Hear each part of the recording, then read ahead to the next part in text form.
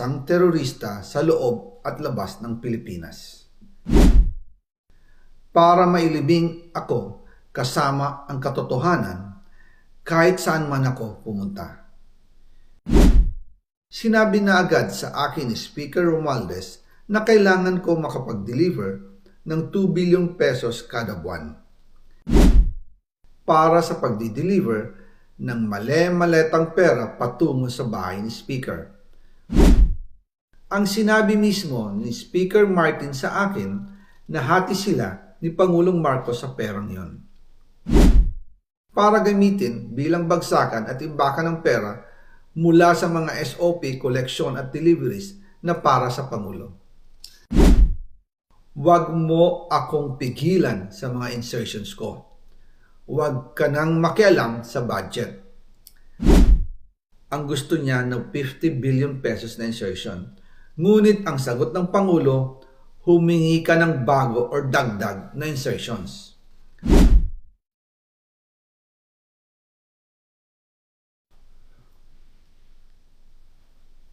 Magandang araw po sa inyong lahat.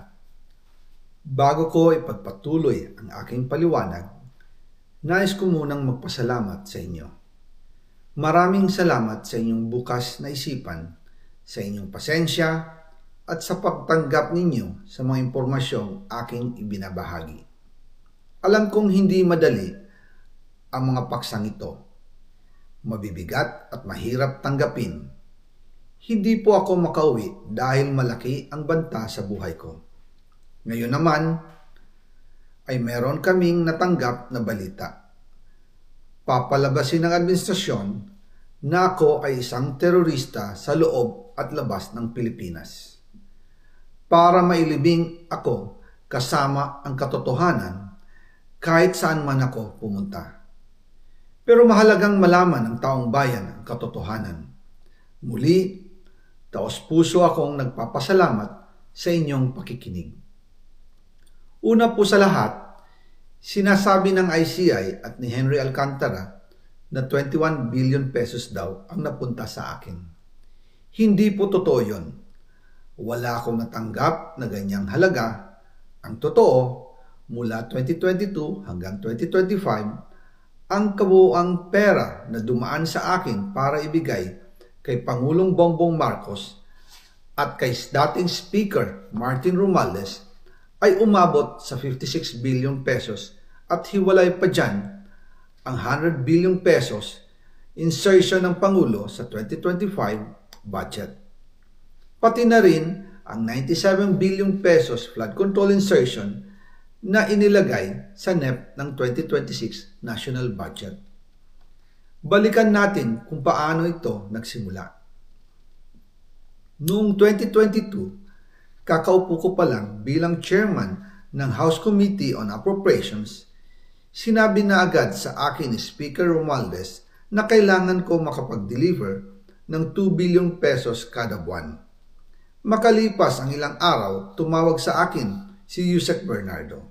Sabi niya, kailangan ng tulong ng Bulacan sa problema nila sa baha. Pinapunta niya sa opisina ko sa Kongreso si DPWH District Engineer Henry Alcantara. Sa naging meeting namin ni Alcantara, siya mismo ang nag-offer kung paano ang hatian sa mga proyekto ng DPWH. 22% para kay Speaker Romualdez, 2% para kay Yusek Bernardo at 1% para sa kanya. Doon po nagsimula ang tinatawag nilang deliveries. Ang sistema po ay ganito. Ang mga tao ni Henry Alcantara ay nakikipag-ugnayan sa mga tao ko na sina Paul Estrada at Mark Tiksay. Sila ang tumatanggap na pera mula sa mga tao ni Alcantara. Minsan sa bahay ko sa Valle Verde, minsan naman sa BGC parking. Pagkatapos nilang makuha ang pera, sila Mark at Paul naman ang nag-aayos o nakikipag-coordinate sa tauhan ni Speaker Martin Romualdez na si Jocelyn Sereno para sa pagdi-deliver ng male-maletang pera patungo sa bahay ni Speaker. Una, sa North Forbes Park sa McKinley Drive at nang lumipat siya sa number 14 Nara Street, South Forbes Park. sa number 14 Nara Street, South Forbes Park. Gusto ko pong linawin, hindi ako nakikialam sa mismong proseso ng paghahatid. Dumaan lang po sa akin ang pera na agad dinideliver kay Speaker Romualdez. Ako lang po ang nagko-confirm sa text kay Speaker kapag nadala na ang pera sa bahay niya. At lahat ng ito, mula sa unang utos noong 2022 hanggang sa huling delivery noong 2025. Umabot sa mahigit 55 billion pesos plus ang naihatid sa bahay ni dating Speaker Martin Romualdez. Madalas hindi nabubuo ang hinihinging 2 billion pesos bawat buwan ni Speaker, kaya iyan ang final total. Ang sinabi mismo ni Speaker Martin sa akin na hati sila ni Pangulong Marcos sa perang yon. Ang listahan ng mga deliveries na ito, kung kailan, magkano, at saan dinala, ilalabas ko po kasabay ng video na ito. Noong November 2024, habang nasa proseso kami ng pagtatalakay ng budget, nakipag-meeting sa amin ni Speaker Martin si Yusek Jojo Cadiz. Sabi niya, masama raw ang loob ni Pangulong Marcos, wala raw siyang natatanggap na remittance. At dahil laging napapagalitan si Speaker Martin ng Pangulo mula Setyembre hanggang November, inutusan niya ako na mag-deliver ng 1 billion pesos para kay BBM. Ayon pa kay Yusek Jojo, nang ipaalam niya ito sa Pangulo, ang utos sa kanya ng Pangulo ay mag-ingat at siguraduhin si Yusek Jojo lang ang maghahatid.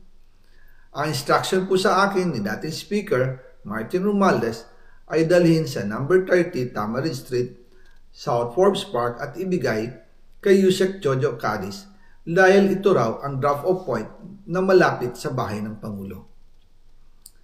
Sinabi rin po sa akin ni Speaker Martin Romualdez na si PBBM ang nag-utos sa kanya na bilhin ang bahay sa number 30 Tamarin Street para gamitin bilang bagsakan at imbakan ng pera mula sa mga SOP, koleksyon at deliveries na para sa Pangulo. Noong December 2, 2024, personal kong i-deliver ang 200 million kay Yusek Jojo Cadiz sa number 30 Tamarin Street, South Forbes Park.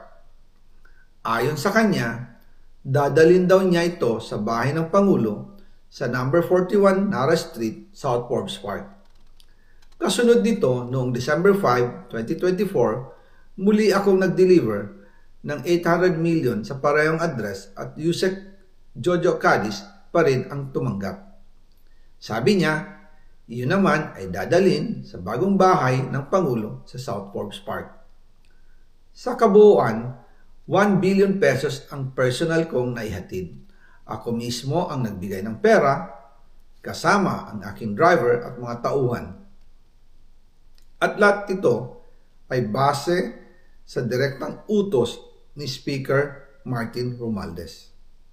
At dyan po nabuo ang kabuoang halagang 56 billion na ipinadala mula 2022 hanggang 2025. Pero kahit na i-deliver na ang 1 billion pesos para kay Pangulong Marcos at kahit na naisama na rin sa 2025 budget ang 100 billion pesos insertion sa pamamagitan ng BICAM Committee, ayon mismo sa utos ng Pangulo, nagagalit pa rin daw si BBM.